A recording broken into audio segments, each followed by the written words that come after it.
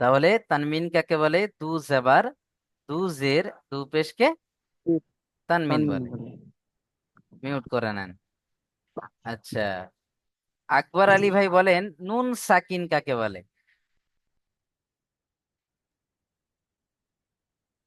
নুনের উপরে দুই জবর দুই পেশ, দুই জবর দুই জের দুই পেশ কে নুন সাকিন বলে। জি না, ভুল বলেছেন। দেখেন, নুন সাকিন, নুন উপরে একটা সাকিন, একে বলবো কি? নুন সাকিন। নুন সাকিন। সিম্পল ব্যাপার। নুনের উপরে সাকিন থাকলে তাকে বলে নুন সাকিন। জি। আচ্ছা, নুনের উপরে ধরেন, সাকিন, নুন সাকিন। হ্যাঁ, ধরেন মিমের উপরে সাকিন, এটা কি কি বলবো? মিম সাকিন। মিম সাকিন। মাশাআল্লাহ। আচ্ছা বলেন তো, ও এর উপরে সাকিন আছে, এটা কি কি হবে? ও সাকিন। ও সাকিন। আচ্ছা, ইয়ার উপরে সাকিন আছে, এটা কি কি বলবো? ইয়া সাকিন। ইয়া সাকিন। একদম সিম্পল ব্যাপার, বুঝে এসছে? জি মাশাআল্লাহ। জি, প্রশ্নটা বুঝতে পারি ভাই। হ্যাঁ হ্যাঁ, ইনশাল্লাহ বুঝে আসবে, সবে তো ধরেন প্রথম, ইনশাল্লাহ সব হয়ে যাবে। চলেন মিউট করে নেন ভাই আমার। আসাদুল ভাই, আহ 3 নম্বর প্রশ্নের উত্তরটা বলবেন, হ্যাঁ? এই যে শব্দটা এখানে দেয়া রয়েছে, এটাকে বানান ও ইজরা করতে হবে। আসাদুল ভাই।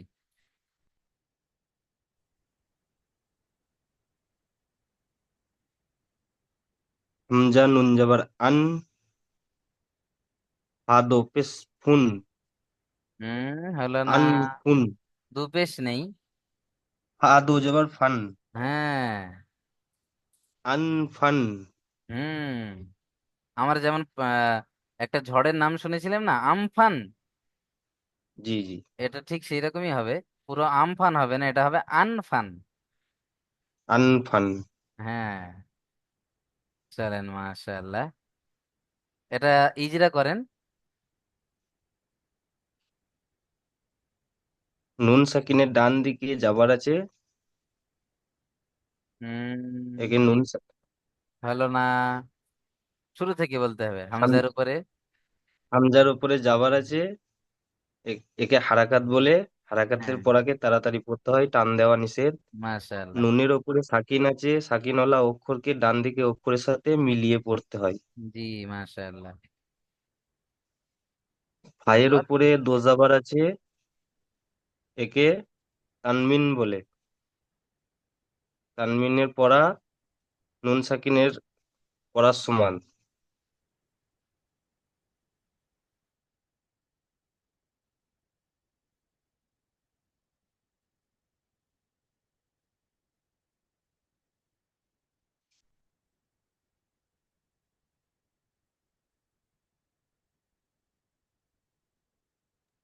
চলেন, মাশাআল্লাহ। পড়েন আসাদুল ভাই। ফাদু জবর জি। ফান, এটা। ফা দো জাবার ফান, ফায়ের ওপরে দো জাবার আছে, একে তানমিন বলে। জি। তানমিন হচ্ছে নুন সাকিনের সমান। তানমিন ও নুন সাকিনের আওয়াজ একই রকম, এইভাবে বলবেন, একই হ্যাঁ? রকম আওয়াজ, একই রকম। জি জি। হ্যাঁ। আচ্ছা, প্রত্যেকটা ভাই মিউট করে নিয়ে 5বার বলেন তো এটা, যে তানবিন ও নুন সাকিনের আওয়াজ একই রকম। তানবিন ও নুন এর সাকিনের আওয়াজ আওয়াজ। একই রকম। হ্যাঁ, প্রত্যেকে মিউট করে নেন, মাইক অফ করে নিয়ে, হ্যাঁ। তানবিন ও নুন সাকিনের আওয়াজ একই রকম।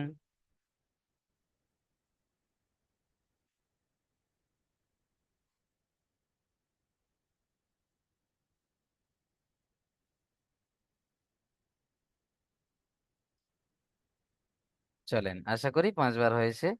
এখানে দেখেন, আরো একটা প্রশ্ন দিয়েছে, যে 11 থেকে 12 নম্বর মাখরাজের অনুশীলন করুন।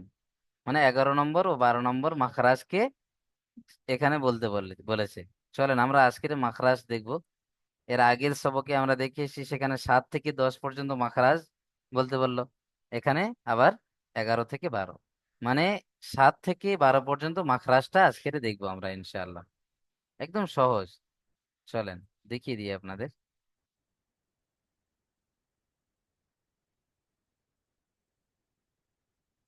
দেখেন, ছয় পর্যন্ত মাখরাজ হয়েছিল, এখন 7 থেকে 11 পর্যন্ত মাখরাজ হবে। 7, এখানে জদের মাখরাজ দিয়েছে। জিভের কিনারা এবং তার বরাবর উপরের মাড়ির দাঁতের গোড়ার সাথে লাগিয়ে উচ্চারণ হয়। জিভের কিনারা, জদ। এই যে জিভের যে গালাটা রয়েছে না, এই চারদিকের গালা জিভ, এই জিভের গালাটা উপরের বরাবর মাড়ির সাথে লাগবে। দাঁতের গোড়া, মাড়ির নিচে যে দাঁতের গোড়া নেই, দাঁতের গোড়ার দিকে লেগে উচ্চারণটা হবে জদ। জদ। প্রত্যেকে বলেন জদ। হুম। তারপরে দেখেন 8 নম্বর মাখরাজে কি আছে, জিভের আগার কিনারা। এই যে যেমন বললাম জিভের আগার কিনারা একটু আগে, মানে জিভের চারদিকের, মানে কিনারাটা, গালাটা, ধারটা। চলেন তারপরে দেখেন, এবং সামনের উপরের দুই দাঁতের দুই পাশের দাঁতের গোড়ার সাথে লাগিয়ে উচ্চারণ হবে। সামনের উপরের দুই পাশের, সামনের উপরের এই যে দুপাশে দাঁত রয়েছে, এই দুপারের দাঁতের গোড়ার মাড়ি যে রয়েছে, এই মাড়ির সাথে লেগে উচ্চারণ হবে লাম। লাম। জিভের কিনারা এই যে মাড়ির সাথে কি লাগছে না, লাম। লাম। তাহলে জিভের কিনারা এবং সামনের উপরের দাঁতের এবং পাশের উপরের দাঁতের মাড়ির সাথে লাগিয়ে উচ্চারণটা হবে কি, লাম। তারপরে দেখেন 9 নম্বর মাখরাজ, জিভের আগা। এগুলো সব হচ্ছে কি জিভের কিনারা বা আগা। জিভের আগা এবং তার বরাবর উপরের তালুর সাথে লেগে উচ্চারণ হয়। জিভের আগাটা উপরের তালুর সাথে লাগবে, একদম জিভের এই যে আগা, এই আগাটা গিয়ে লাগবে তার উপরের মাড়ির সাথে। বুঝে এসছে? উপরের তালু যেটা রয়েছে এইভাবে, এই যে তালুর আগার দিকে গিয়ে লাগবে জিভটা। নুন। নুন। নুন। উপরে এই যে জিভের আগাটা কি উপরে লাগছে, তাই না? নুন। চলেন তারপরে দেখেন, জিভের আগার উল্টো পিঠ এবং তার বরাবর উপরের তালুর সাথে লেগে উচ্চারণ হবে র। র। র। র। র। বুঝেছে? এই যে জিভের আগাটা একটু হালকা উপরের দিকে গিয়ে লাগিয়ে দেখেন, র। র। র। চলেন, মাশাআল্লাহ। তারপরে দেখেন 11 নম্বর মাখরাজ, জিভের আগা এবং সামনের উপরের দুই দাঁতের গোড়া। সামনের এই যে দুটো দাঁত তার গোড়া, সামনের দাঁতের দুটোর গোড়া এবং জিভের আগা, জিভের আগা ওই যে দুটো দাঁত তার গোড়ায় লাগবে। বুঝে এসছে? তাহলে কি কি আছে এখানে, 3টে আছে। তা, দাল, ত। তা, দাল, ত। এই 3টে সব একই জায়গা থেকে উচ্চারণ হবে।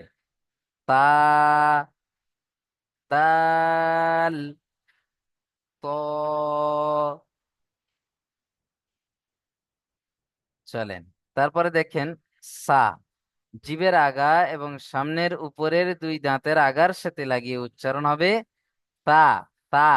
এই যে দাঁত আছে না, ধরুন এগুলো দাঁত, আর এই জিভটা গিয়ে লাগবে এই এর সাথে, সামনের দাঁতের সাথে। সা। সা। প্রত্যেকে বলে সা। সা। এই জিভটা, জিভের আগাটা গিয়ে লাগবে আপনার এই যে ধরুন এগুলো দাঁত, এই দাঁতের, লাগান প্রত্যেকে সা। সা। র। সা। সা। বলেন সা, র, আর জাল। আমরা জাল জাল করতাম না, এখন আসল মাখরাজ এবার বুঝে আসবে প্রত্যেকে কোনটা উচ্চারণ হবে। এতক্ষণ আমরা যা পড়লাম, মাখরাজ আমাদের সই ছিল না, এখন মাখরাজ সম্পর্কে বললে মাখরাজটা সই হয়ে যাবে ইনশাআল্লাহ। বুঝে এসছে? তাহলে রাল, র, আর সা, সা সা। চলেন, মাশাআল্লাহ, প্রত্যেকেই এটা ভিডিও রেকর্ড দেখে করে নেবেন ইনশাআল্লাহ। মাখরাজ প্রত্যেকদিন আহ এই যে 12টা মাখরাজ ধরুন হয়ে গেল আজকের, মোট 18টা মাখরাজ আছে। এই যে এটা হয়ে গেলে আবারও একদম শুরু থেকে মাখরাজ ফের পড়াবো, আবার শেষ হয়ে গেলে আবার শুরু থেকে পড়াবো। কি বুঝলে? মাখরাজটা আস্তে আস্তে হয়, একসঙ্গে হয় না। এটা সব সময় অল্প অল্প করে করতে করতে করতে করতে আপনার মধ্যে আসবে ইনশাল্লাহ। মাখরাজ নিয়ে টেনশন করার কিছুই নেই, প্রত্যেকেই চেষ্টা করবেন, আর আমি আপনাদেরকে শিখিয়ে দেবো ইনশাল্লাহ। বুঝে এসছে ভাই আমার?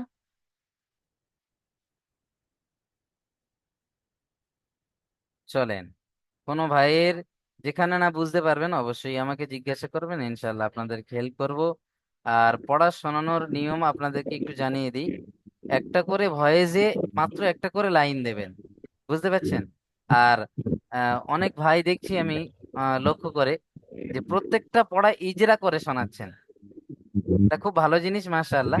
কিন্তু প্রত্যেকটা পড়া ইজরা করে শোনানোর প্রয়োজন নেই। যখন আপনি নিজে নিজে পড়ছেন তখন কি করবেন, ইজরাটা করবেন। আর যখন পড়া শোনাবেন তখন প্রথমটা ইজরা করবেন, বানান করবেন, রিডিং পড়বেন প্রথমটা, আর বাকিগুলো বানান করে রিডিং পড়বেন, পড়ে হুজুরকে শুনিয়ে দেবেন। বুঝে এসছে? তাহলে হুজুর ভাববে যে ইনি মাখরাজ ইজরা করতে জানেন। বুঝে এসছে? তাহলে ওইভাবে প্রত্যেকে পড়া শোনাবেন। আর পিছনের পড়া আজকের অনেকটা মানে নসিহত করতে গিয়ে অনেকটা সময় চলে গিয়েছে। ইনশাল্লাহ আগামী থেকে যে সময়টা পাবো, এক্সট্রা সময় যেটা, সেটা আমরা পিছন থেকে আবারও রিভাইজ দেবো ইনশাল্লাহ। কেমন? যেমন আগের ডেটে আমি পড়িয়েছিলাম না, পিছন থেকে রিভাইজ দিলাম, ওইভাবে পিছন থেকে রিভাইজ দেওয়া হবে ইনশাল্লাহ। প্রত্যেকেই ভালো থাকবেন, সুস্থ থাকবেন, আমাদের জন্য দোয়া করবেন। আসসালামু আলাইকুম ওয়া রাহমাতুল্লাহি ওয়া বারাকাতুহু। ওয়ালাইকুম আসসালাম। ওয়ালাইকুম আসসালাম ওয়া রাহমাতুল্লাহি ওয়া বারাকাতুহু। আর আজকের এই যে নসিহতটা করলাম আপনাদেরকে, প্রত্যেকেই সেই কথার উপরে ইনশাল্লাহ আমল করবেন। কেমন? জি জি। চলেন, আসসালামু আলাইকুম ওয়া রাহমাতুল্লাহি ওয়া বারাকাতুহু। ওয়ালাইকুম আসসালাম ওয়া রাহমাতুল্লাহি